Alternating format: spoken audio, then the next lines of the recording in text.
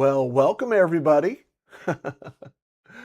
So we are on lesson 12. It's really week 12 because I don't have a lesson 12, but uh, tonight is actually a special night.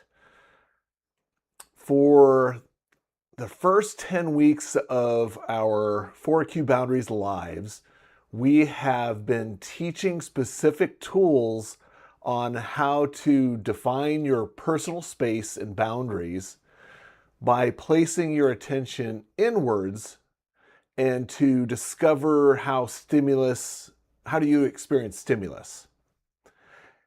And we do that by recognizing that we have four specific layers within us. And this is what 4Q boundary stands for, which is four questions about boundaries. And those four layers within us are the physical body, the emotional body, the mental body, and the spiritual body. And the question we really ask is something really simple. And it's, what am I noticing? And so each week what we've done is we've actually gone through and we've looked at specific tools. So that way we can say, okay, as I look at this tool, and this tool is basically, it's helping me define my space and helping me release stimulus that's within me. What am I experiencing? How am I experiencing myself? Where do I find these stimuli, the things that are stuck within us that's causing problems, so that way we can use the tool and to release it. So for 10 weeks, we've been actually going through each tool, how to use them. We've been listening to the 4Q Boundaries audios that's on our website. And so you've been able to do this live. And now is question time. So oh, by the way, my name is Michael Spackman. I should introduce myself. I'm the creator and founder of 4Q Boundaries. I'm also a cranial sacral therapist, and this has been sort of 4Q Boundaries has been the marrying of my meditation background and my manual therapy practice, which is a cranial sacral therapist. And I realized, because cranial sacral therapy is a light touch therapy, and I was noticing the impact that people had with this type of therapy, it was influencing them on these four layers. And I started realizing that my clients needed tools to help them sort of become more conscious to how their body's responding to the stimuli that they're experiencing. And this was my sort of the way what I realized is like, oh, I kept talking to clients about this stuff, and I realized, okay, I'm spending way too much time sort of teaching information to clients. And I went, why don't I just create a platform? This is 4Q Boundaries to do that. So that's this is the manifestation of things that I've been doing for a long period of time. So anyway, so tonight what we're doing is we're actually going through question and answers. So what I did was I looked at the questions people had for the 10 classes that we held for the 10 weeks. And I picked out two relevant questions per lesson that sort of addressed the overall theme that people had, and how, questions they had about the tools and how did it work, or questions about boundaries. And the question came in within the context of that specific tool. So I'll try to address that tool with regards to the time frame in which they asked it, which was, if somebody asked a question in week 2, I'm not going to give them an answer of week 7 because it's off. I may change that, depends on how I answer the questions tonight. But yeah. So anyway, so if you're noticing on the screen here, I sort of put out just a reminder of all the tools, especially if you're new and this is the first time you've watched these presentations. All of these tools are live on 4Q Boundaries. Also, I'm creating a special place on my website, 4qboundaries.com, to house these live seminars, as well as the Q&As, as well as the blog posts.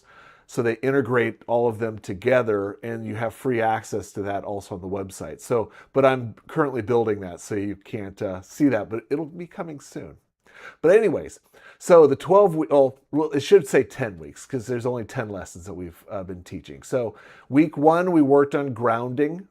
And I'm just going to go through this quickly. Week 2, we were working on the tool Reclaiming Your Energy and Power. Week 3, which is lesson 3, we'll work on inner sanctuary. Week 4 is the earth and cosmic energy flow. Week 5 is being in the flow. Week 6 is all about your personal space. We defined what your personal space was and your boundary bubble. Week 7 was creating and destroying bubbles. Week 8 is glass image. Week 9 is the outer sanctuary. And week 10 is the manifestation bubble. Last week, I realized that I was way behind in doing my shorts for these. So I took the week off. So, and then tonight, we're going to go through all the questions people had. So this is why it's week 12. And just to let you know, we're going to start up again next week with the lives. We'll be actually starting at week 1 again. But what we're going to do is we're going to change the focus of the training. The training next week is we're going to be focusing on the emotional body. This last 10 weeks of training was really just noticing what you notice. Is what am I experiencing as I listen to this audio? So next week, we're actually going to be shifting that focus, and it's going to be honing your attention more on, okay, are you familiar with your emotional body? And if you are, great. But most people have no clue about their emotions. They let their emotions sort of dictate their mood, but they don't realize that, guess what? You actually have control of your emotions. And the tools, again, the same tools we'll be learning, but now it's called what stimulus is sitting within our emotions. So I'm a little ahead of myself, but I wanted to share that with you before we started the Q&A tonight. So anyway, so let's go to the first question. So it's the lesson 1, which is on grounding. And the first question is from Sarah. Hi, Sarah. I have a really busy life and I'm constantly overwhelmed by my to-do list. How do I actually use a grounding cord when I can't even find 5 minutes to relax? You must be living in the United States. That's a common experience, unfortunately. I hear that statement from so many people. And so you're not the first person. Life has gotten busier and busier and busier. The more we keep adding technology to our lives, the faster our pace is. But notice what you're really saying is that I'm feeling overwhelmed. That right there is telling you that you have all the stimulus that's within you that's causing you to feel this way. You're feeling overwhelmed. And that's actually what the grounding cord is designed to do. Is to help you have a valve to release that stimulus so that way it has some place to go. Typically what happens is the average person, they'll use distractors. When you feel overwhelmed, it's like, okay, how do I distract myself from the stimulus I'm already experiencing? I know as a kid, what I used to do is I'd read books all the time. I'd escape into a world. And then when I had to do something, it was last minute. I'd cram it in as fast as I could, like studying. I'd study, I had all this time to get something ready and I'd wait till the very last minute because I felt overwhelmed. And so the book for me was a way of sort of dealing with the stimuli. Now, if you have kids or if you have a family or if you're in relationships, it's sort of hard to disconnect. Unfortunately, I have met people that still do know how to disconnect from that type of stimuli. But at the same time, the beauty of listening to these audios is that you can do it anywhere. If let's say you go for a walk, or if you go to the gym to work out, or you're taking a shower, or taking a bath, or driving your car. Driving your car, you have to be a little bit careful because you have to really be still aware of your environment because you don't want to get into a car accident. But at the same time is that even though we're teaching meditation, it's not about, it's really about finding your space. And so I invite people to close their eyes, because what you're doing is you're learning about how do you get rid of the stimulus that's around you, and that way you're able to focus inwards, to sort of experience what's going on inside. But at the same time, I also know people, they can't sit down. They feel overwhelmed. And so I tell people, well, don't. Keep your eyes open. Like if you're cooking dinner, well, turn on audio. I mean, to be honest, it makes it easier to do things. If you're doing chores around the house, listen to an audio. Focus on that grounding, while you're doing the activities, because really that's what I'm hoping for, is that you will be using these audios, and not just the audios themselves, but you're building a muscle, and as you build the muscle, you're actually able to use the tool without the audio being played.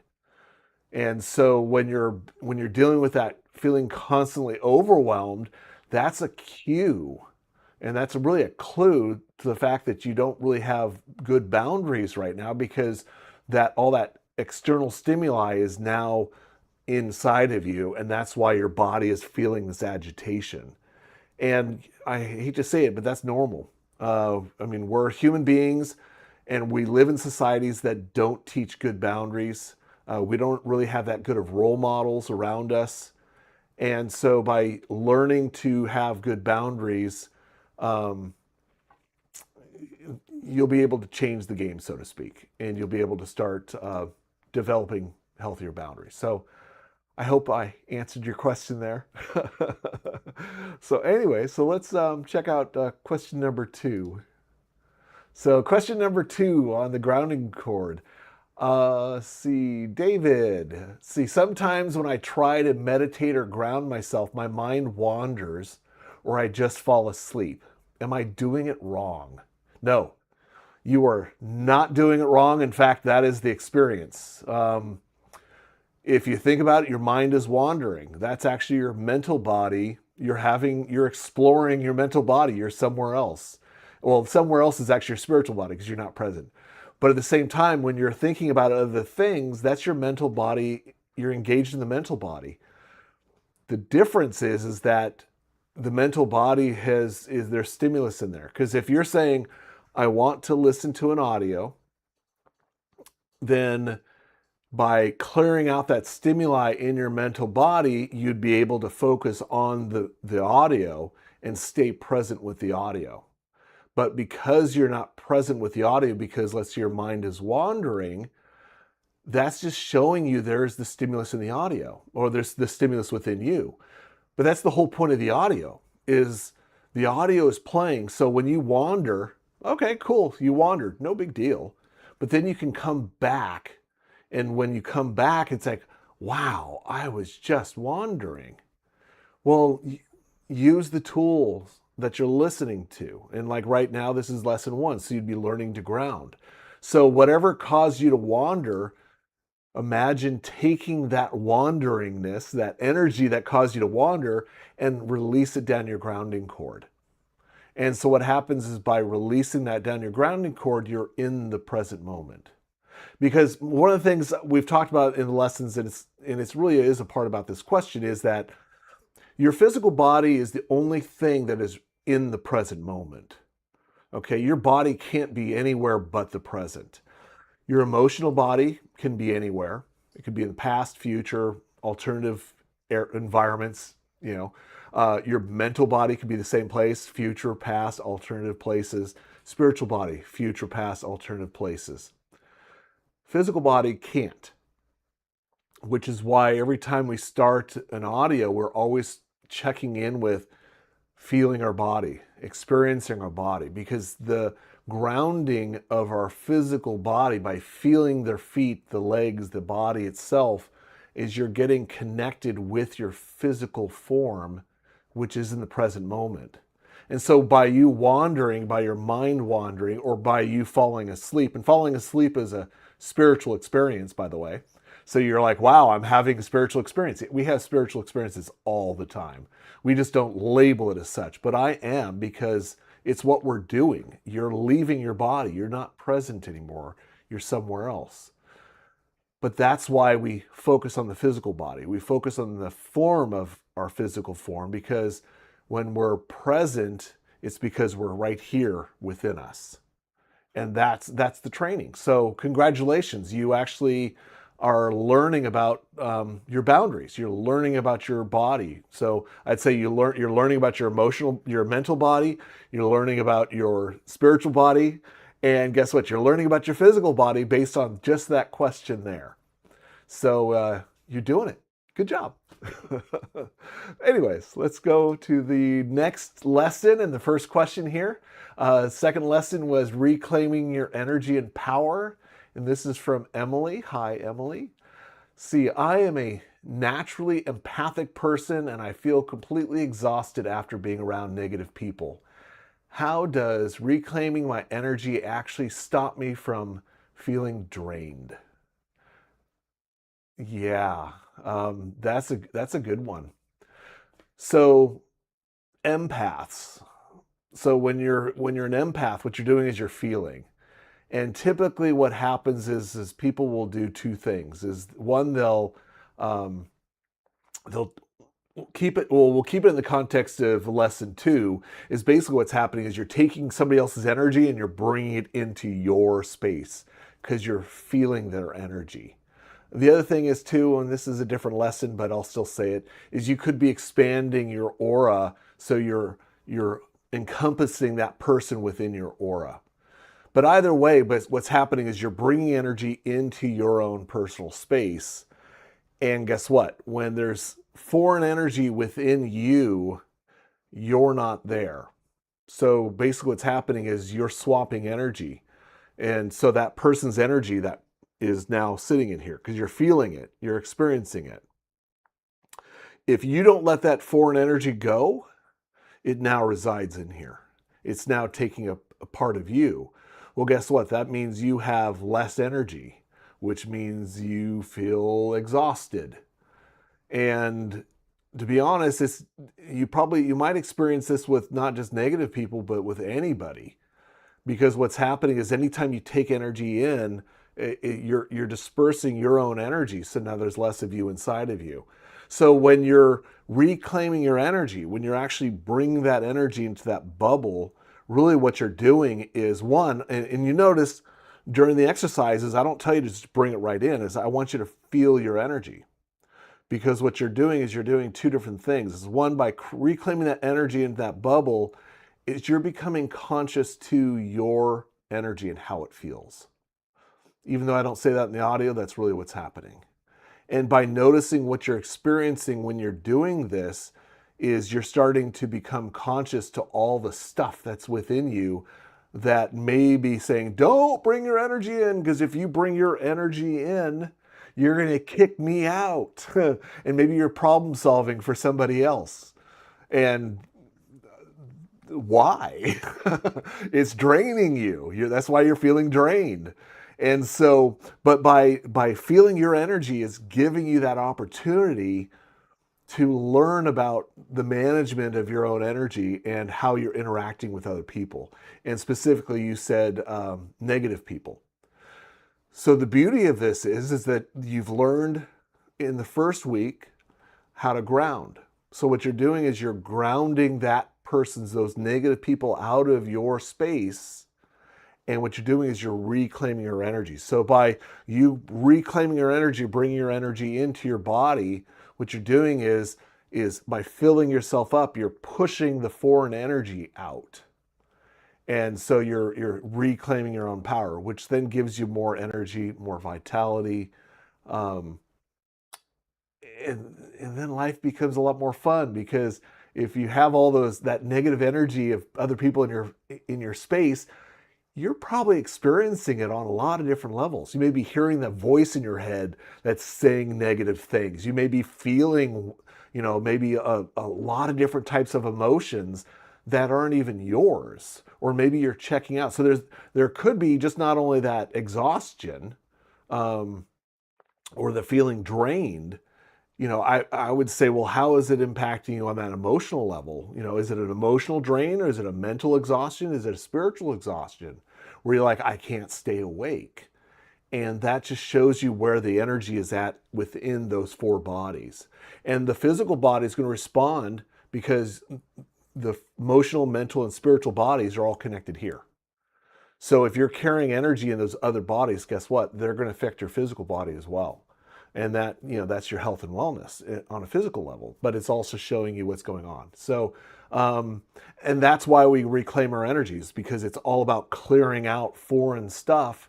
So that way you could be you. You could feel that vitality of of yourself, which so many people don't even, some people instinctually know what it feels like to hold their own space, but most of us aren't, again, taught it. And if your instincts are great, but if you've had a challenging life, or if you've been in environments that sort of beat you down, it's sometimes really hard to have your boundaries, because no one was respecting your space and boundaries in the first place. That's what we're teaching, is you to really own your own space and respect your own boundaries. So I hope that answered your question, Emily. So let's move on to the next question. So question number 2. So reclaiming your energy of power, staying there. So I feel guilty pulling my energy back from my kids and my partner. Doesn't that mean I'm cutting them off or being selfish? And this is from Mark. So hi, Mark. No, not at all. In fact, what you're doing is, by you reclaiming your energy and power, is you're being a better parent.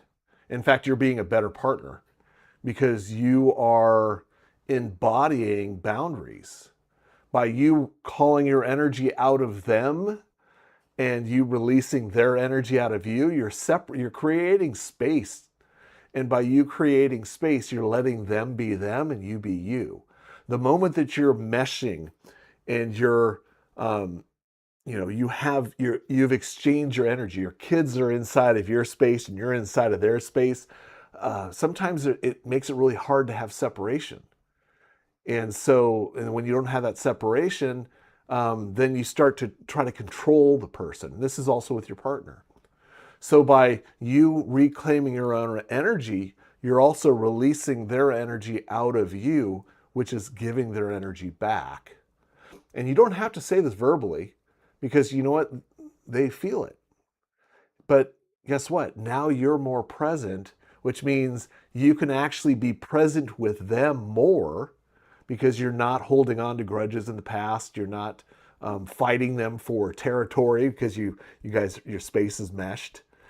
And then guess what? You're able to actually be in the present moment, which from a relationship level, that's solid gold.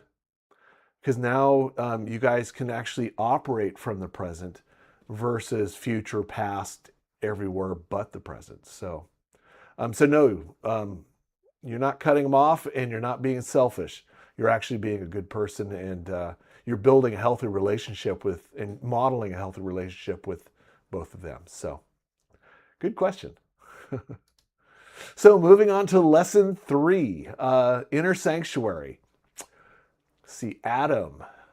See, I overthink everything and my head constantly feels loud.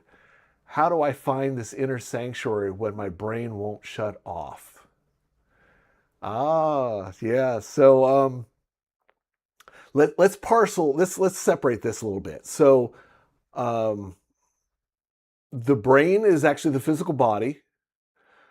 The noise that you're hearing, I have a feeling, is more your mental body than actually the physical part of you. A lot of times, through um, sort of the way our society communicates, we always think, our brain is our mental space, and it's not.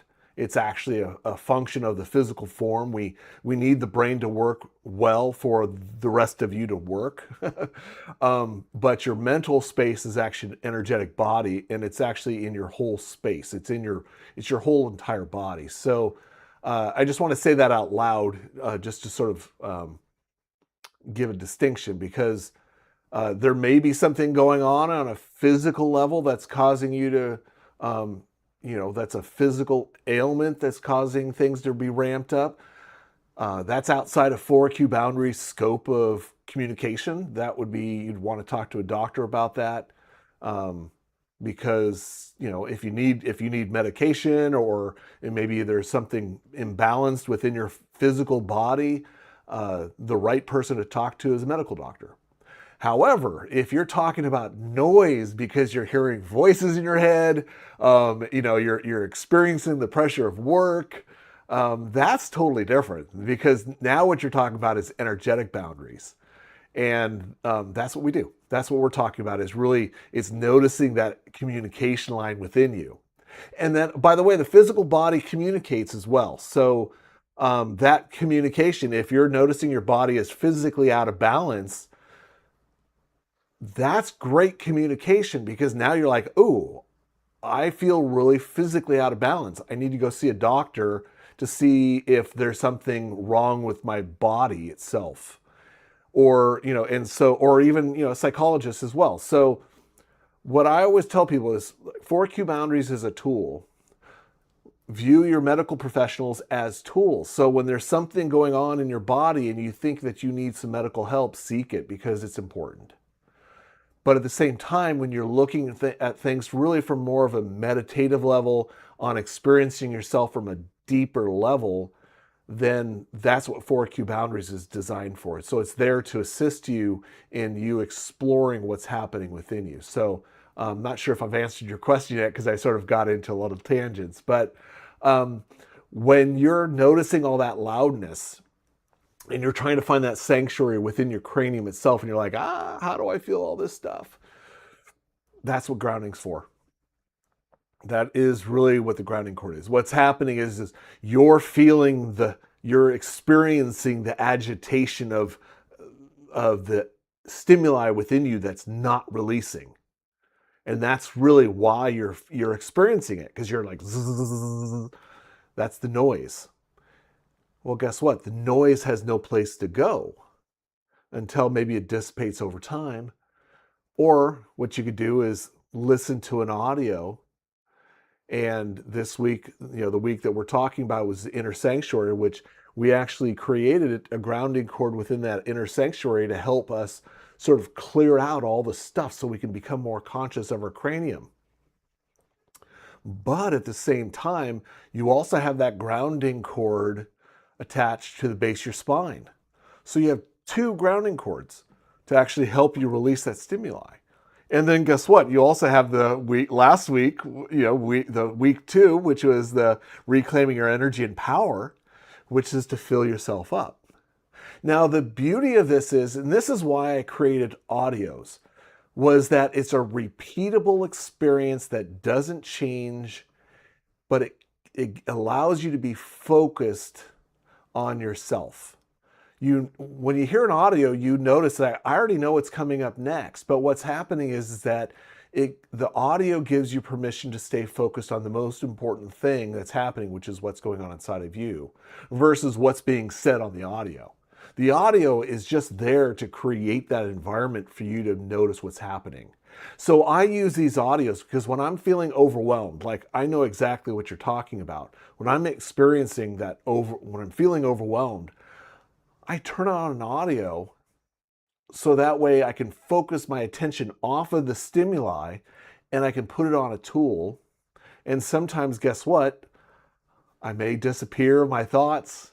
I may go to sleep for a period of time. And it's really not sleep. I've been really looking at this question. It's not sleep, because you didn't say, I want to leave my body to go to sleep. What happened was you got kicked out. And then guess what? You come back in.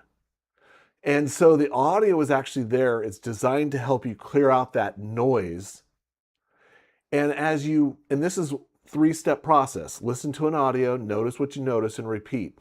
The third step for you, Adam, is really important. It's called repeating it. Because you're saying you have, your head is constantly feeling loud, and there's all this noise in here and it won't shut up. Well, guess what? It's called you're used to that, and you have to change the environment.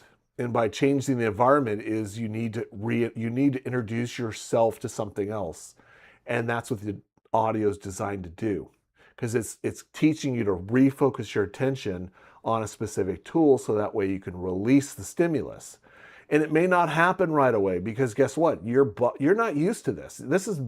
You're building muscles by doing this. You're training yourself to own your space in a different way. This is energy work. And it's not a mental thing you're doing. This is experiential training, because the noise could be in your emotional body that's triggering your physical body. It could be coming from lots of different angles, and which is triggering you. But the whole point is, by using the audio, you focus on yourself, which then allows you to release. And then over time, by repetition, you're actually clearing that stuff out, which then eventually you'll go, wow, I remember how I used to be, and I am so not that person anymore. And that's when you're like, yeah, it worked. Because it does work. It just takes time and practice. So hope that answered your question. If you notice, I have a tendency to, my questions are never short. So, and this is how I am in person too. So you could ask anybody that knows me. Anyways, question 2, Jessica. See, when someone is upset with me, I immediately feel defensive and angry. How does finding my center help me stop reacting so quickly? That is a great question. So finding your center isn't going to stop you from reacting so quickly. That's actually not what the tool does. So what's happening is when somebody gets upset, you become defensive and angry. What's happening is that person is your book. They're stimulating something what's inside of you. And then you naturally react, because that is the programming within your body. And what's happening is that that's a learned trait. You've learned to do that. And it could be on any layer. I mean, more than likely, you probably feel your body agitated. You feel your adrenal glands kicking on.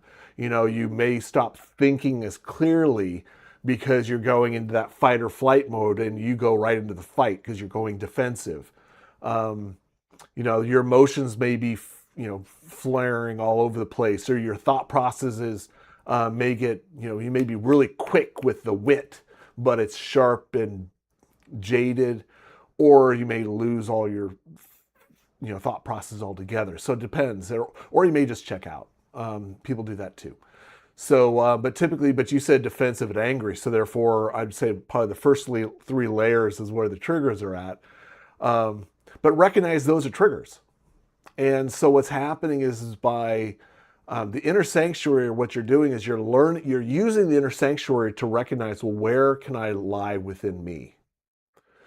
We started with week 1 on building your awareness of your physical form, because and becoming aware of that grounding cord attached to the base of your spine, to give you a sense of yourself, and what does it feel like just to have a body? Can you actually feel your body? Because so many people don't even feel their bodies. They just exist in it, but they don't really pay attention to, well, what does it feel like to be inside of me? Have I ever felt my intestines before, my liver, my stomach, my spleen?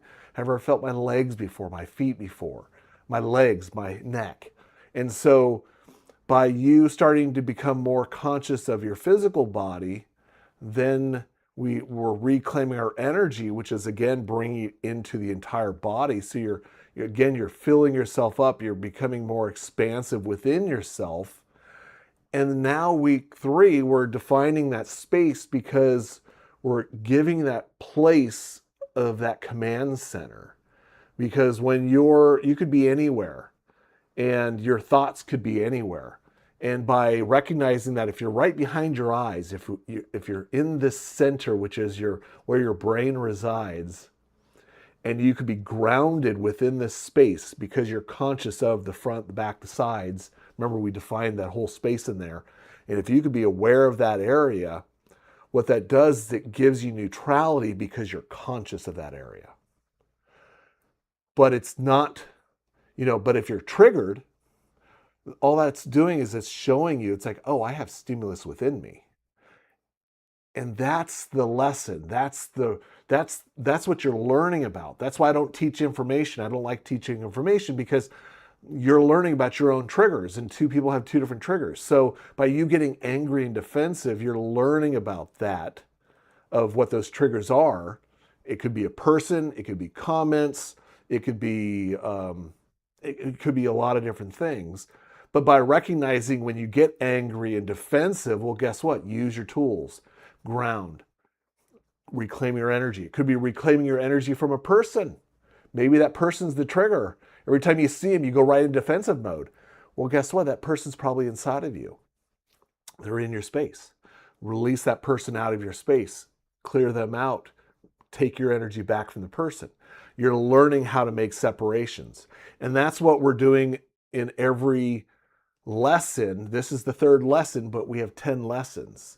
And most of those, I'd say up to week 8, it's all about developing that awareness of building up to neutrality, which then guess what? Week 8 is all about neutrality.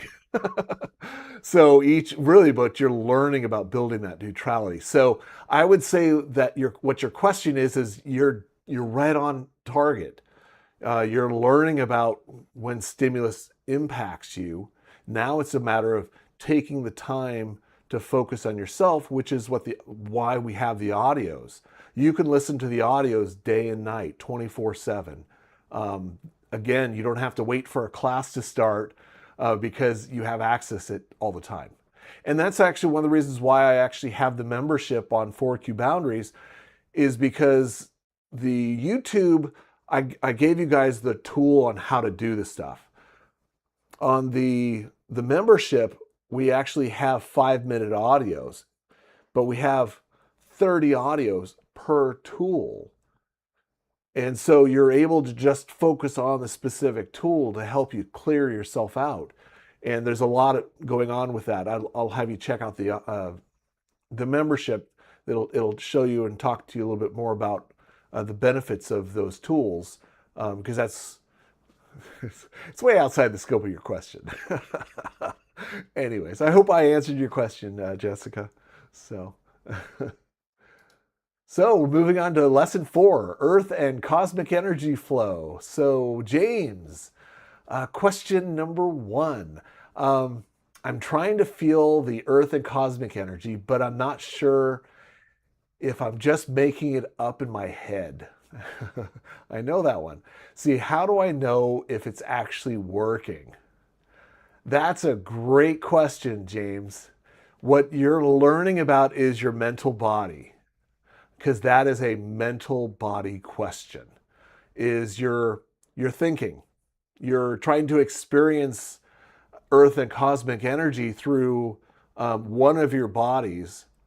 And the Earth and cosmic energy is actually working on all 4 layers: the physical, the emotional, the mental, and the spiritual.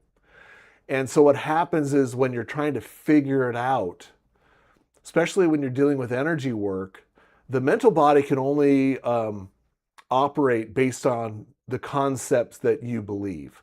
It's your library of thoughts, so to speak, and your belief systems and how you perceive things, and how you recognize and identify things. That's all really like within your emotional body, so to speak. So if you're not used to recognizing your intuition, if you're not used to recognizing emotions of other people, if you're numb or not really aware of what's going on within yourself, all that means is that you don't have boundaries. You don't have definitions of what those things are yet, which is why we repeat. That's why the 3-step process is the only rule I sort of say that we have, which is called listen to an audio, notice what you notice, and repeat. So for you, since you're noticing, it's like this doubt, this energy that says, am I really doing this? Am I really thinking about that? That's the stimulus. Congratulations, you just identified something. So now what you do is you take that stimulus, put it down your grounding cord. And then guess what? You can reclaim your energy from all the places that you have doubted yourself. Recapture your energy, recapture your certainty, recapture your information, your ownership of yourself. You can put that in your bubble. I didn't really say that on the training, but I'm telling you now that's what you do. And then what you do is you fill yourself up. And what you're doing is you're reprogramming yourself. You're clearing out the energy that says, don't trust me. Don't trust, and that's not me, it's called you, James. So it's the energy that says, I can't trust my own information. And what you're doing is you're clearing that energy out of you so that way you can fill yourself up. And then by filling yourself up, you're starting to define yourself, which guess what? Now you're not only defining yourself, you're building your boundaries. And next thing you know, you'll start being able to have more intuitive thoughts occur within you. You start becoming more aware of the empathy or the emotions of other people, but also recognize that their emotions are not your emotions. And it's not through a thought process. Okay, you don't have to think, well, what is this person feeling right now? Well, you're talking about emotions, and thinking and emotions are not the same thing. They're different bodies. There may be some type of overlap, but they're a different space. And that's why I call it a body and not because they're separate, even though there's some overlap. So what you're doing here is you're really learning about the ownership of layers within you, and that's why there's that. Is it working or not? So you're doing it. You're learning. This is the lesson. You're learning about doubt. So I hope that answers your question. Anyways, let's move on to question number 2 for lesson 4. This is from Anna. So whenever I try to relax and let the energy flow, I suddenly feel really uncomfortable or agitated. Why does relaxing make me feel worse? Oh, there's a lot in that. There's a lot in that. So the question, I mean, yeah, there's quite a bit in here, Anna. The one question I'd have is, are you a person? Can you actually relax, or are you a person that's always on the go? You can't stop. You're pinging all over the place. And if that's your personality, what I would say is one of the things is you have there's stimulus within you that's causing you not to be able to slow down. Some people, it may be a physical stimulus. And if that's a physical stimulus, then it's really finding tools to help you manage the physical body. And maybe that it could be getting massages because maybe your body is so wound up. Maybe you're injured and you don't realize it. And that stimulus within the body is you're overriding the feeling of the experience within you that's causing you to, I can't stop. I can't stop moving. I don't want to stop moving. So acupuncture, whatever works for you. I'm a craniosacral therapist. I think craniosacral therapist is amazing. So find a craniosacral therapist out there and have somebody work with you on that. That could be one thing. But you also said you also makes it feel worse. And so to me, it sounds like there may be other things in play, not just a physical thing. There could be emotional stuff going on. There could be mental scripts that are going on in there. So maybe you have a script that says that you're a bad person if you slow down. You're always supposed to be chasing something. Or maybe at some point in time where you were punished by somebody, maybe an authority figure, somebody that you respect in your life, and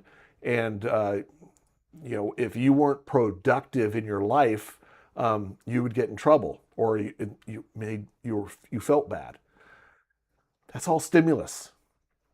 So what you're saying is when you say, whenever I try to relax and let the energy flow, I feel uncomfortable and agitated. That is actually that uncomfortableness. If it's a physical thing, it could be an emotional thing. It could be a thought process. It doesn't sound like it's thoughts as much. That's your lesson. You're learning about that. Because I can guarantee you, that feeling that you're experiencing is in your daily life. You're probably experiencing it all the time. But what happens when you're doing these, when you're listening to these audios, is that you're actually putting your attention on yourself, which then highlights the stimuli. Which is why all the tools are about releasing. It's about getting rid of the stimulus. So with the earth and cosmic energy flow, as we're getting energy to move through the body, and through the leg channels, through the back channels, that movement of energy is actually it's moving stimulus out of the body down the grounding cord. And so you may just be noticing you're starting to feel the agitation and you're actually starting to release it. So if you're having a hard time with it, then I'd say don't sit, move. If you need to, go for a walk, go for a run, go to the gym, work out. I mean, if you want to lift weights, I've done it. I've actually listened to the audio. I just put a headset on. I'm in my own universe. I'm working out, and I'm still listening to an audio. Nobody knows. Nobody cares. But what's happening is that by you moving your physical body and by listening to the audio, you're still practicing the release. And what's going to happen is over a period of time, you're going to clear that stuff out, whatever is agitating you. And then you're going to have a new set. Your body's going to be set up in a new space, which will be exciting to hear. So let me know what happens. So keep doing the work. The stimulus, what you're experiencing, is the lesson. So congratulations. Lesson 5, being in the flow. This is where we took the earth and cosmic energy and we brought it through the front channels and went through the aura itself, and now everything is going down the grounding cord. So this is the big flush, so to speak. So Daniel, your question. See, I understand grounding, but why do I need to run this energy through my whole body and aura? What does this system flush actually do for my daily life? Everything.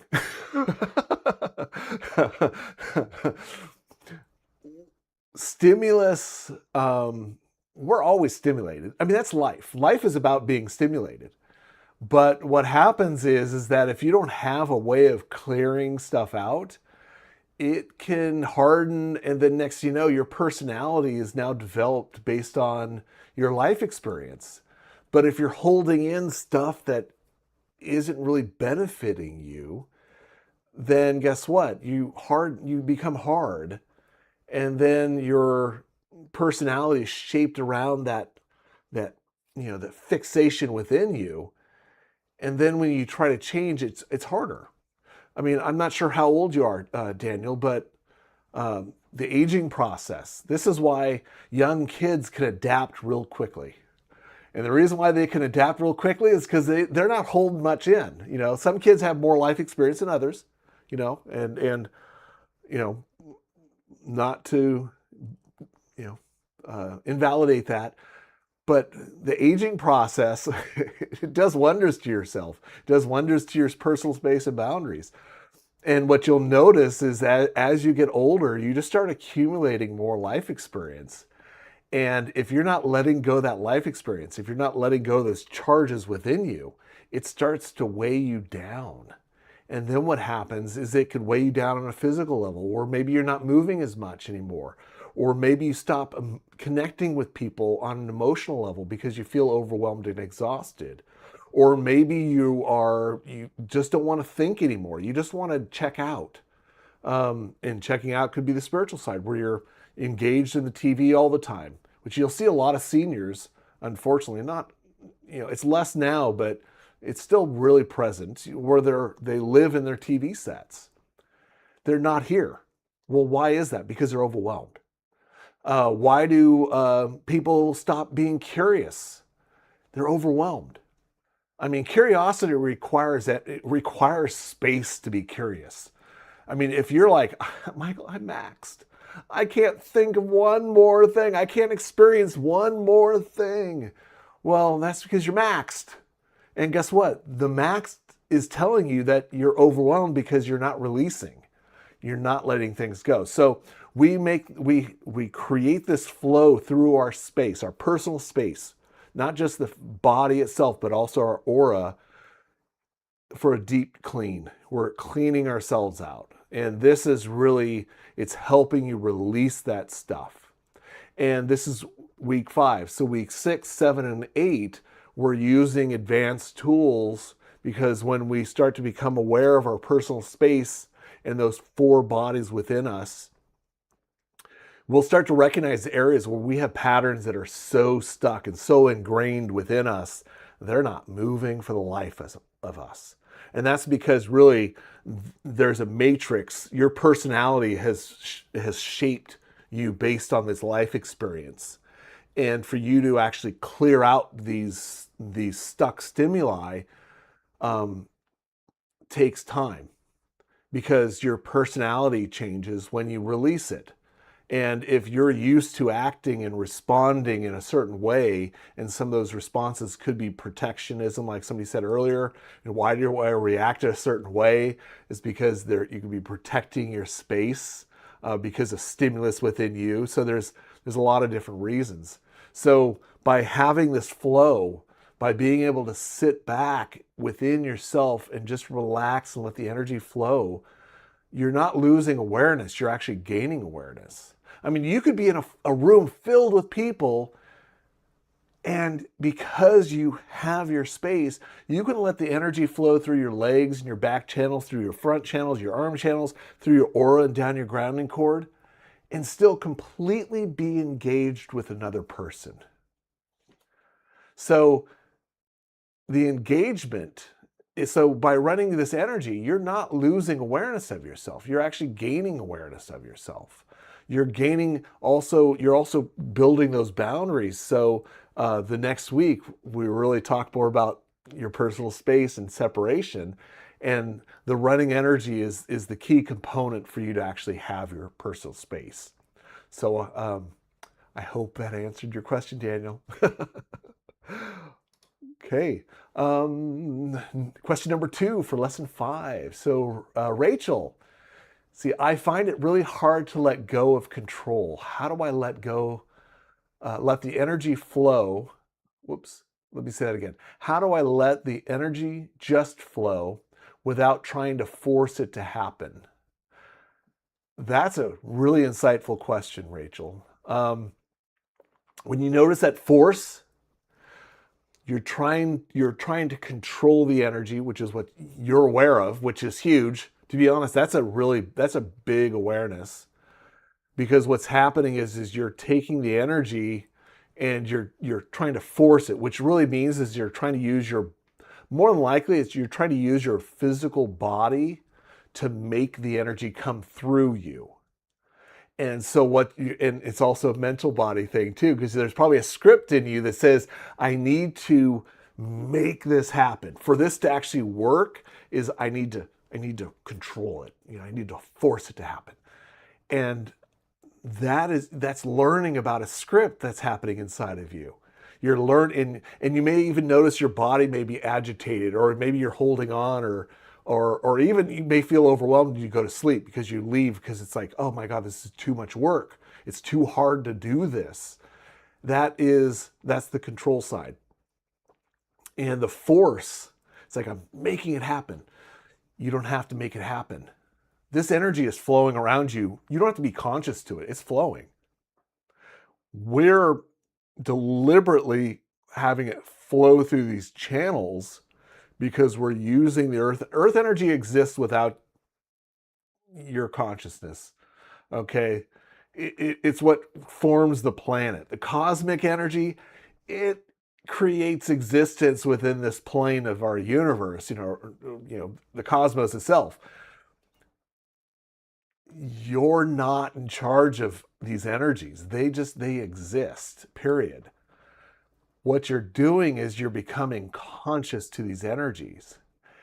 And then once you start, and that's why I have on you have to be a member for this. And this is why the membership's so important. So in the membership itself, actually in week 4, not week 5, well, Yeah, I might have in week 5. I can't think of it at the moment, but in week 4 and we actually run just earth energy.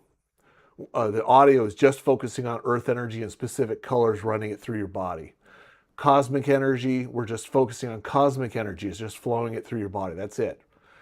And then we also combine the two, where we're allowing the earth and cosmic energy to flow through the body in one specific audio. And those are 5-minute segments. So the goal is for you to become conscious to the earth energy, conscious to the cosmic energy. They don't feel the same. You don't experience them the same. They're not the same energy. And so what you're doing is by letting this energy flow through you and by repetition, what you're doing is you're learning about letting it flow without any type of control. And so when you say that you're trying to force it, use that grounding cord. It's like, wow, I'm feeling the agitation of force.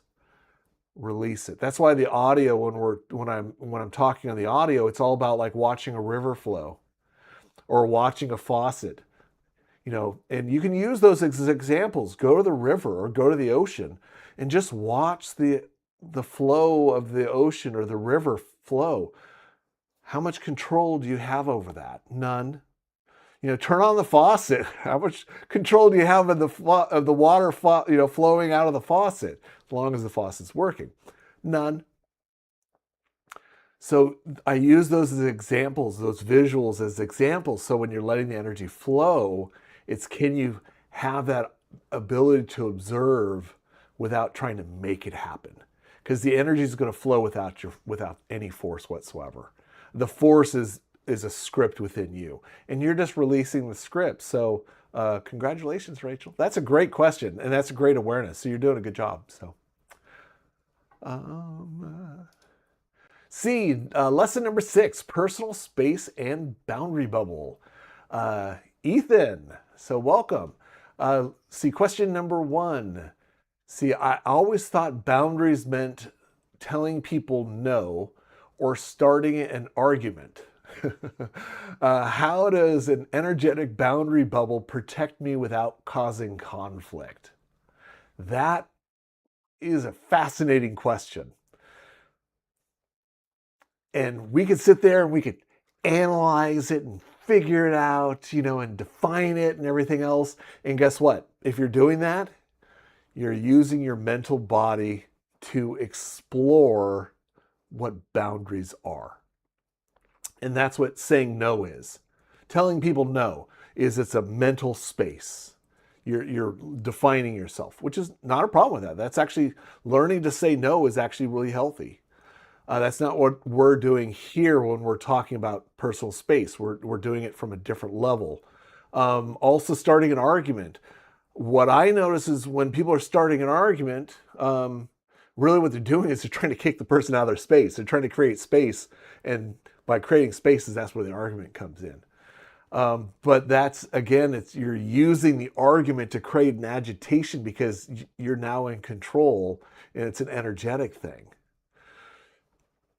The boundary bubble itself is really not a tool of protection. It's not about protecting your space.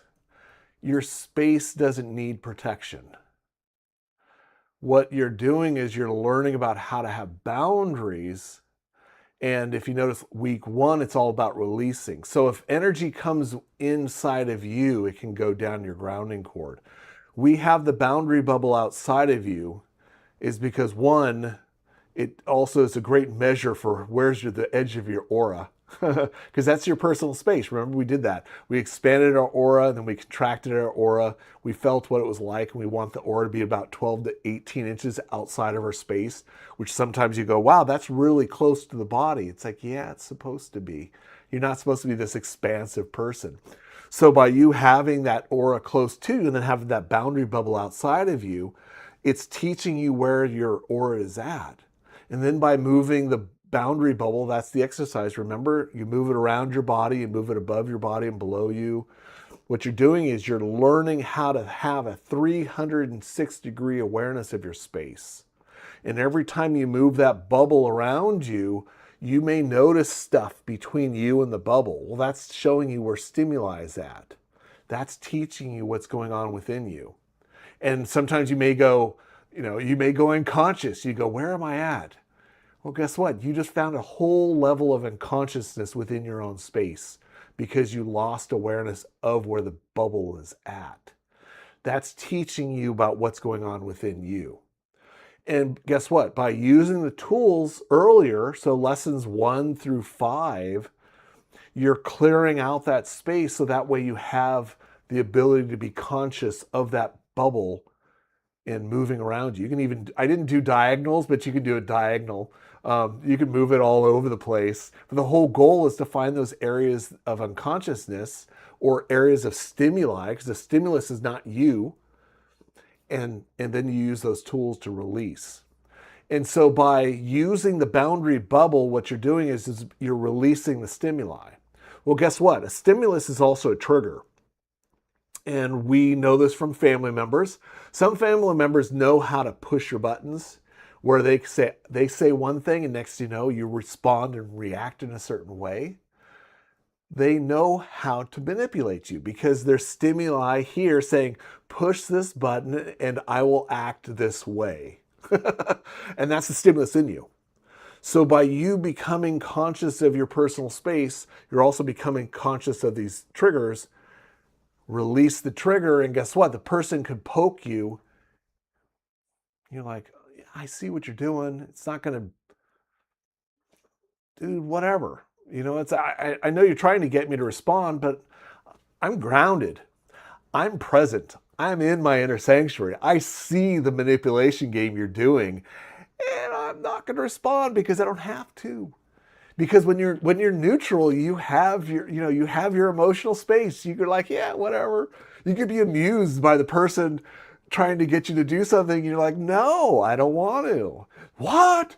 You should be. No, I don't have to. And they may try different ways to change you and cause you to act in certain ways. But the more they're just teaching you how to have better boundaries. So let me see if I answered your question completely. Yeah. So I think I did. I hope that answered your question.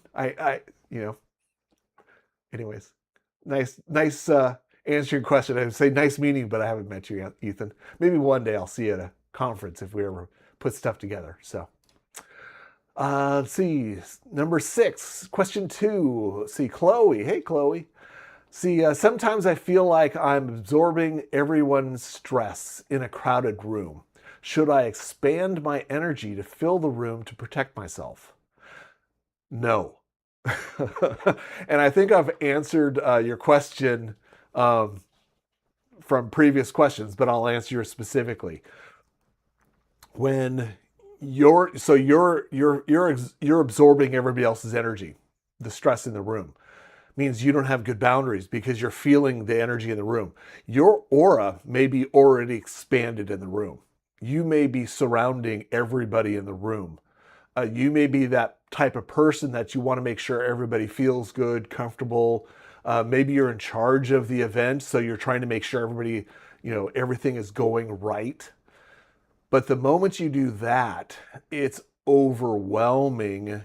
And guess what? Your bodies can get fried. That's why a lot of times when people are doing event planning and everything, they're exhausted afterwards. Because if they're using their space, their personal space, to experience everything so they can catch all of the potential problems happening, or maybe they see 2 parties and they're like, oh, those 2 parties are going to fight, so therefore I'm going to expand my aura to try to control the event from what's happening. It's exhausting. And so I personally wouldn't do that. I would find my space, because then what happens is by you having your space, having your boundary bubble, having your own personal space, you're able to see things clearly. Because when you're not experiencing all the tension, all the stress from everybody else, you can go, oh yeah, that person's feeling stressed over there. That person's agitated and angry. Oh, those 2 people over there are fighting, energetically. Maybe they're not actually fighting, but you can tell that there's an explosive experience happening. because you have your space. The moment that you expand your aura, you are now them and they are now you, which now makes it harder to distinguish what's happening. And sometimes, you may have experienced this where you're trying to calm something and somebody explodes, somebody else explodes, the next thing you explode because you're matching the energy of what they're doing. And now you're part of this, you're part of the environment, you're part of the energy because the energy is in you versus you having your space and it just makes it easier to manage everything. So don't expand your aura. Don't fill the room. Try it the other way and let me know what happens. Okay, Chloe? So number 7. So we go up to 10, just to let you know, guys. So we're over halfway through these questions and answers. So question number 1, Kyle. Hey, Kyle. See, I have a really hard time letting go of past hurts. How does destroying a visual bubble actually help me release old emotional baggage? So your words are descriptive there. Hard time letting go. That means you're holding on. Old emotional baggage. You're holding on. You're holding on to the emotional baggage. It means it's in your emotional body. You're holding on to stuff. You're also, guess what? Past, which means you're also not only holding on to stuff in the emotional body, there's probably stuff in your spiritual body because your energy is stuck in the past. So you're not quite present. And in fact, I would say anytime somebody stimulates you that reminds you of that past situation, you probably go back to that memory of the past because guess what? Your energy is stuck in the past. So you're not fully present in your body because your energy is in the past. Also, the agitation could be in the emotional body itself. So guess what? You probably are protecting yourself. In some ways, you may have mental scripts about how things are working. Again, it's unique to the person. Again, this is why it's hard to teach information because everybody's going to respond differently. But the awareness of the fact that you have baggage, that it's from the past, those words itself are giving you clues to what's going on within yourself. With the creating, really it's creating and destroying. So what you're doing is by creating that bubble, first you're creating, and then what you're doing is you're blowing something up. What you're doing is that creating and destroying process is a movement. The emotional baggage is stimuli that's stuck. Your energy is in the past. It's stimuli that's stuck in the past. So what's happening is by creating and destroying and by just doing that, you don't have to know what you're creating and destroying. Just by creating that bubble and blowing it up, creating the bubble, blow it up, is you're creating movement. If you do not see the bubble, who cares? The fact that you're creating something and you're destroying something, you're creating movement. You might not be able to visually see it. The visualization is just there for clarity because it shows you that you're clear enough to be able to see something. But if you can't see it, it still is working because you're creating, because you're conceptualizing. Okay, this is what I'm doing. I'm creating a bubble, I'm blowing it up. I'm creating a bubble, I'm blowing it up. You're creating, that's a movement pattern. So you're creating a movement. And this is energy work. And so you could be visualizing something on an energetic level, but at the same time, it's creating movement. And by creating movement is you're slowly getting things unstuck. Now, part of the exercise itself is, you put a person in a bubble, blow it up. You can do that with the emotion itself, the past hurts. Put the past hurt in a bubble, blow it up, and keep doing that. And again, that's why I have the creating and destroying. We actually have 2 different audios in the membership side where you're literally, it's 5-second bubbles. We create, destroy it every 5 seconds. And I think the other one's 15 seconds. And so it's literally just create, destroy, create, destroy. That's it. That's the whole exercise. But what you're doing is you're actively you're creating and destroying, so you're creating this movement pattern. And then what happens is by then filling yourself up. So by creating the movement pattern, you're releasing stuff. And then you're filling yourself up with your own energy. And then guess what? That old baggage disappears because you're releasing it. And like I said, you can put it in a bubble and blow it up. And now you're actively focused on that specific issue, creating, destroying, creating, destroying. And then what happens is you all start calling your energy out of the past. And now you're more in the present. So, yeah, so especially when things are stuck, the boundary bubble is huge. But guess what? It's the seventh tool. The first tool is really important because you need to be grounded. You need to be more in the present. That's why this is why it's the seventh tool, not the first tool. Because by you defining your space, you're able to actually recognize where the energy is at. But now you're at the seventh week, which is huge. And now you have all those other tools. So the having the energy flow through your body is also helping clear out those old wounds. It's also helping you be more in the present moment because the energy flow is in your physical body. It's also in your emotional body, mental body, spiritual body, but it goes through your physical form, which is bringing you back into the center. It's bringing you back into the center of you. So I hope that answered your question, Kyle. So Gina, question number 2. See, the idea of destroying something feels negative to me. Why is destruction a necessary part of moving forward? Very similar question, so to speak, to Kyle's, not quite the same. It sounds like, Gina, you have a mental script about what destroying means. And there's probably something within you that says it's personal if you destroy and you should destroy. Maybe there's ideas or thoughts in you this could be unconscious. This could have been scripting that maybe you got as a child where if you destroy, you're a bad person. There's value systems where if you destroy that, oh my gosh, your whole universe is going to implode. So there's a lot of different scripts around destruction. By the way, there's also a lot of scripts around creating too. So this is just because, if you have a negativity towards destroying, there's, you're not supposed to destroy. I would also question what's going on the creative side, because maybe there's also stressors, or maybe there's something that says that, your value is all about being a creator.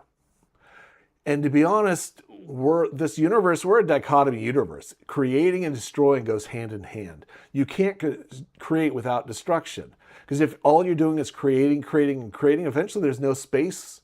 There's no space within you to destroy. There's no space within you to have space to experience things. That stagnation is when you can't release. Because release is really destruction. It's sort of like, if you think about it, this is maybe gross, so sorry, Jenna, but if you keep eating, but you're not releasing, it's not going to feel good, is it? You want that release, and that's what a destruction is you're releasing stuff. You're releasing. So if you think of it from that standpoint, sorry, but it's actually a good visual too. You want the release to happen, just like you want the creation to happen. You need the creation so that way there's value in creating, but there's also value in destruction. So I hope that made sense. Lesson 8 from Chris. This is glass image. So when someone pushes my buttons, I immediately get triggered. How does visualizing myself as glass stop people from getting to me?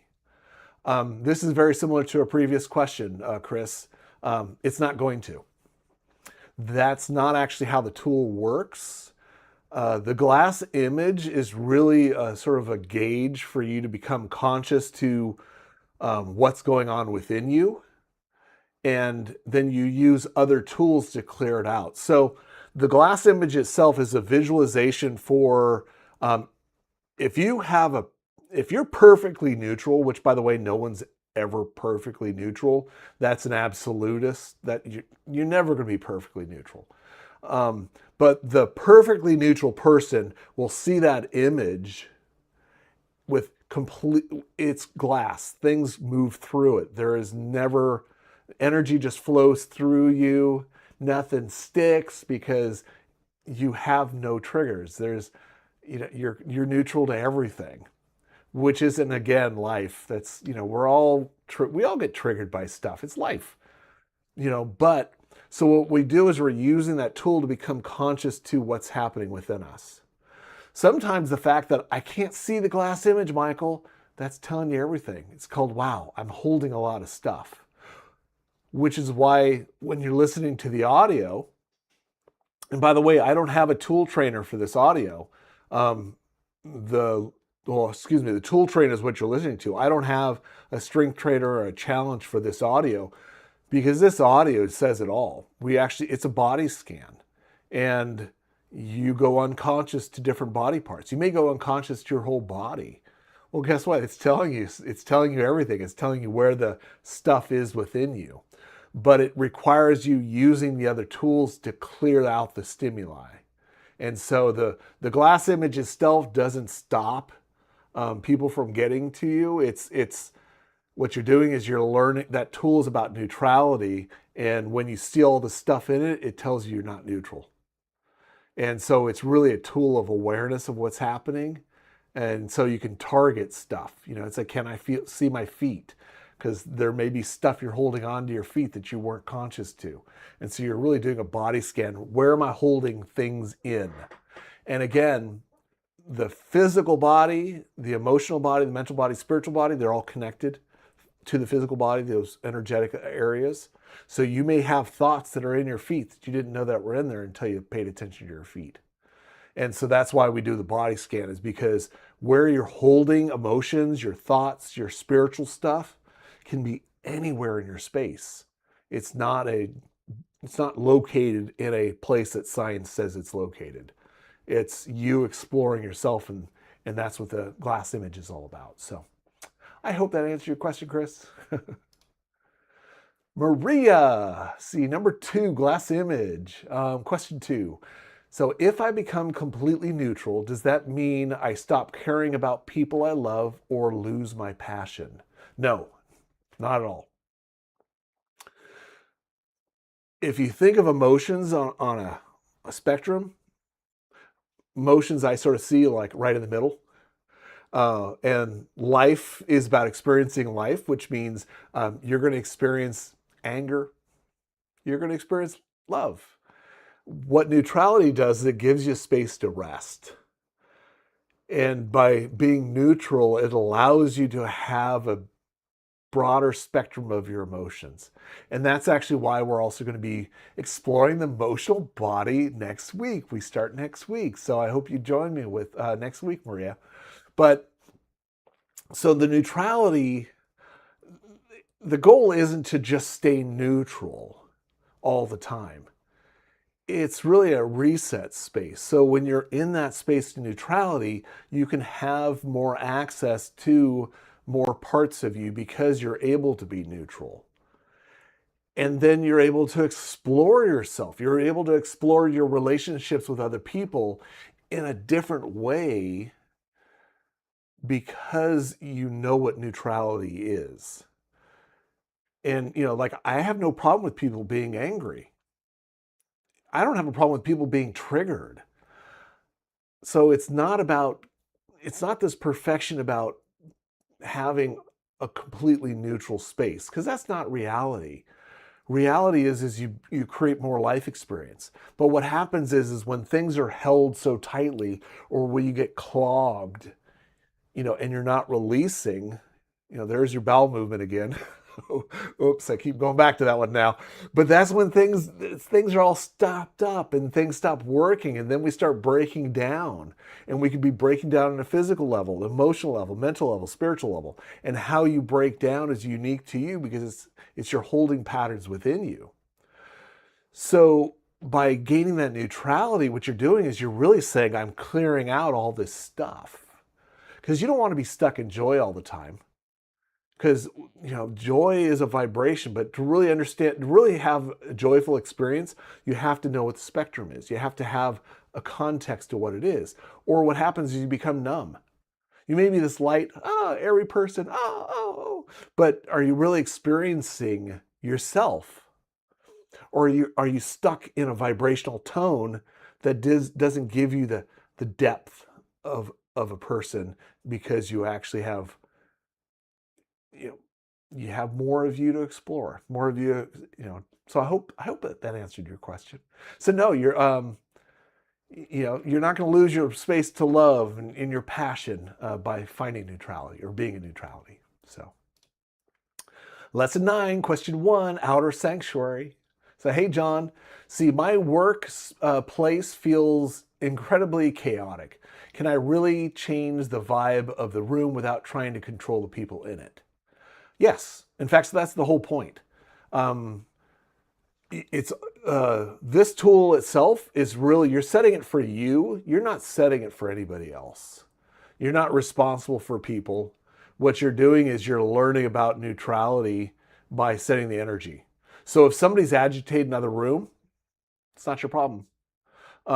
That's why it's what we're doing with this tool is we're learning how to, can I have my own personal space, my boundary, which is, week 6, that personal space, and have my boundary bubble and become aware of the energy around me. And then by using the tools that is in lesson 9, what I'm doing is I'm clearing the energy of the room, but I'm really clearing the energy of the room for me. So if somebody wants to be ticked off at the world and everything else, it's not my responsibility to change them. The the outer sanctuary isn't about healing or fixing other people. Now, the difference is I'm talking if you're not in charge of the environment. If you're the leader, if you're in charge of the room, guess what? You're in charge of the room. And you could be, again, you own your space, but you're also now setting the tone for the space. And if people come in, they don't respect the energy of the room, you can tell them to leave. Because guess what? You're in charge of the environment. But if you're in a workplace and you're not the boss, if you're not in charge of the whole space, you have to give them permission to be there. As well as if you're the boss too, sometimes, to be honest, the best employers that I've seen are the ones that can be neutral, can actually realize that people have bad days. And again, by you having your own personal space first, you're really also giving permission for people to be where they're at. Maybe they had gotten into a big fight or there's stuff going on at home that, has nothing to do with you. And you're not a counselor. You can say, hey, you need to go see a therapist to work this out because there's something going on and I can see it's really agitating you and it's impacting your work and things like that. And so here's a tool. That could be the therapist. Maybe you need somebody to have a dialogue with to strategize on how to deal with this stuff, and so, but because you have your own space and you're not controlling the energy of your office with your own energy, you can have that space, you can have that dialogue. But at the same time, by you setting the energy as an employer, the team starts to match the energy of the room because you're in charge of the energy of the room. And I know you've seen this with other leaders. Leadership sets the tone. But if you have a boss above you that sets the tone that really sucks, you can't change the boss because guess what? They're in charge. And if you try, you're going to get smacked down. And some people can manipulate where they get rid of the boss, but somebody hired that person, which means there's another person above that created the situation too. And to be honest, I'm like going, that's really exhausting. Some people like doing that type of stuff where it's office politics. I'm not that person. That's exhausting to me. So I'm not interested in it, which is why I work for myself, because I don't have to deal with the office politics. But hope that answered your question, John. Question number 2, lesson 9. So, hi, Lisa. See, what happens if I set my outer sanctuary, but someone walks in who is angry and negative? How do I keep my space clear? So I sort of answered that question with the last question. One, it sounds like you're setting the energy by having your space bigger than you. Bigger than 12 to 18 inches. So the first thing is to recognize if you have your boundaries, 12 to 18 inches, that person can come in and it's nothing to do with you. You can see it. Okay, not a big deal. They're angry, they're upset. And guess what? Because you have your own personal space, you can keep saying hi to the energy that you're setting for the room. And again, remember the concept I had when you actually did that was letting people have their own space. So it's not about controlling the energy in the room. All you're doing is creating a sanctuary, creating boundaries. And if this employee that's the type of person they are, and again, if you're not the boss, you can't set the energy to force the person to be something they're not. But what you do is, again, using your tools, creating, destroying, and guess what? That person now has less of an impact on the environment because you're gaining neutrality. Because neutrality is that solvent where basically the person may try to stir the room up, but nothing sticks because the energy, there's nothing in the room that sticks to that person's negativity. But again, it's one of those things where it's like if you're trying to force it to happen, things like that, you're trying to manipulate, and then that's exhausting. But at the same time, if the person's not in the room, ground their energy out. Because if they're not physically present, some people, they leave their energy in the room and you're like, oh my gosh, this person's here, even though they're not physically here. Ground them out. Give them back their energy. Maybe that's what they needed, was their energy. So you can ground their energy out of the room and then reset the energy. And if they come in, they may change the energy again. It's like, whatever, I can set the energy for myself. And if that person wants to set the energy for themselves in a different way, that's great, but I'm setting the energy for me. And it's not a competition. It's just a matter of there's different energy. So hope that answered. Ooh, we're on lesson 10. So Tom, hey Tom, question number 1. I've tried manifesting my goals before, but I always end up feeling exhausted or disappointed. Why does 4Q Boundaries teach us to manifest our goals outside of our personal space? Great question. Let me see if I can tear this down or break this question apart. So manifesting goals, you're feeling exhausted, ended up exhausted, disappointed. So that's telling you something right there based on our previous conversations. It's telling you, it's like, wow, you're trying to manifest something, but you're feeling exhausted. You're feeling disappointed because you're attached to your goal. That's the whole reason why we don't put it in our space. We're detaching ourselves because we're letting it happen. You can have a goal inside of you and it can still manifest. That doesn't mean it can't. But I'm trying to show a different mechanics, a different way of doing it.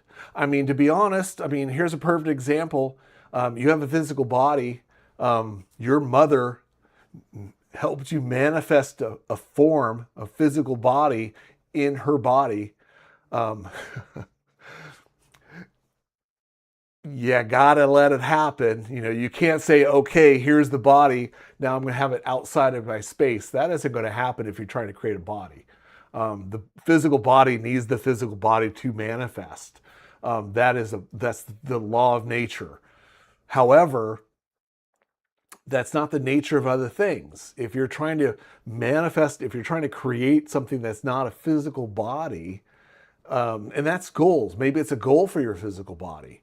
Your physical body is operating in the present moment, but let's say you have a healthcare concern or something like that. That could be a goal, but you don't need to put that goal in your body for it to manifest, because what you're doing is that goal now becomes a pressure. And that pressure is, if you notice my fist, that pressure is now inside of you, and now there's a stimulus inside of you. And then that stimulus is actually causing an issue. And so what we're doing is by moving that goal outside of your boundaries, outside of your personal space, is not only are you giving that goal permission to breathe, but you're also gaining neutrality towards it. And by gaining neutrality, guess what? You're not holding on to it. Because, holding on to something, you're like, I got to hold on to it. I got to grab onto it. Now you're trying to control it. And listen to all the previous lessons. This is all about the neutrality side of stuff. And by having that goal outside of you, it's it's creating space for it to manifest. Now, what we do in the lesson is that, but not the first step is to move it outside of you, but the second step is to, well, how am I experiencing the goal? Because that's telling you what stimuli is inside of you. Can you have this goal or not? And that's part of, I would say that's part of the question that you have. There's energy within that question that you have, which is, it's like, I've tried manifesting it before. Um, you know, why do I need to do this outside of me? So there's mechanics questions within you about, can I trust this manifestation from happening? There could be control issues about how to manifest. So again, it goes back to your own personal space and how you manifest. And that's why we move it outside too, is because when you look at the goal, what am I experiencing inside? Am I grounded as I see my goal? Can I see my goal? Can I be in my sanctuary as I see my goal? Can the energy flow through me as I see my goal? Can I have a boundary bubble around me as I see my goal? As I have my goal and I look at my body of glass, can I see my body of glass with my goal? So what you're doing is you're learning about goal setting, and this is for these are for different goals. And again, this is we're using this as a training exercise. You're going to manifest goals all the time. I mean, getting up in the morning and brushing your teeth. You had a goal to brush your teeth. You manifested it. It was really easy. There was no effort in doing it. Took a shower, did all these things. So you goal set all the time. A lot of times we don't recognize them goals, but you're still goals because you didn't have to brush your teeth. You didn't have to go to work. You didn't have to study. You didn't have to go to bed. You might fall asleep, but it doesn't mean you fell asleep in bed.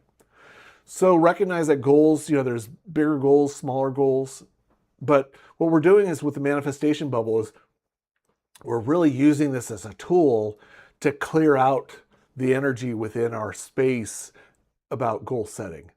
And so the more that you're able to clear this bubble out and really your personal space out for your manifestation of your bubbles, you're working the energy of creativity. You're working the energy of you're creating your own goals for yourself. And you're learning about how you manifest, how you make things happen. So it's also, you're learning about yourself in your miracle space. That's manifestation of your miracles. Can you just have something just manifest without even trying? And you'll start to realize that you do this all the time. You just don't think about it. And next you realize, like, wow, I actually create a lot of things without trying. Very cool. Now, how do you do that with the things you really want? Well, that's because you have to let it go. Anyways, I hope that answered your question, Tom. Last question, Megan. Hey, so Megan, so if I put my goal in a bubble outside of me and I stay completely neutral, won't I lose my motivation? How do I get what I want if I don't passionately want it? So there, Megan, it sounds like you're connecting more of your emotions to your goals. So it's like you're sort of bringing your goal setting into your emotional space.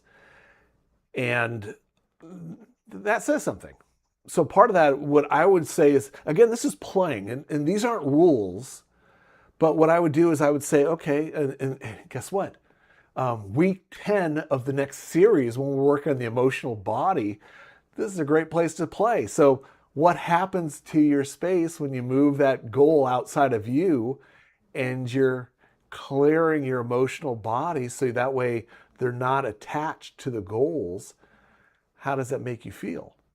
And by the way, you can still have passion for your goals, but your passion isn't about holding the goal within you. And it's not about attaching your energy to the goal. Because you can create a cord to that goal, and now wherever it's like you're stuck with that goal. It's not inside my space, Michael. Yeah, but you've corded it. That doesn't work either. It's like courting a person. You're courting the person. You're really trying to control the person, and so what you're doing is I'm not letting that thing go. I'm not letting go of my goal. Okay, you're controlling it. Look how much energy you're investing in that thing, and sometimes you just need to let it go. And next thing you know, your body may go, oh, I feel so much better. Thank you for letting go of that goal. Now I can actually have the space to be relaxed and to be at peace. And, I don't have to think as much. I can think when I want to versus I'm fixated on it because I'm passionate about it. So I hope that answered your question. Hopefully there was no judgment in the way I said it, but it's really about that disconnection and in realizing that the emotion of passion can exist within you without it having to be tapped into something else. And then again, that's what we're going to be working on, next week. And I actually, to be honest, I have a class that I've been wanting to create for about 15 years that we will be creating in 4Q Boundaries. It's not going to be on lives, but it'll be for members, which is literally, it's running your passion through your body, noticing what that's like. Can you actually recognize your passion versus somebody else's? I mean, is the passion you have for this goal really yours? Or maybe it's your mom's or it's your dad's. And now the thing that you're passionate about it's not yours, it's somebody else's. And you're just trying to make it happen because you want to be done with it. Because that way then it's like, oh, okay, I completed the goal, but I have to be passionate about it because that's what somebody says I have to be.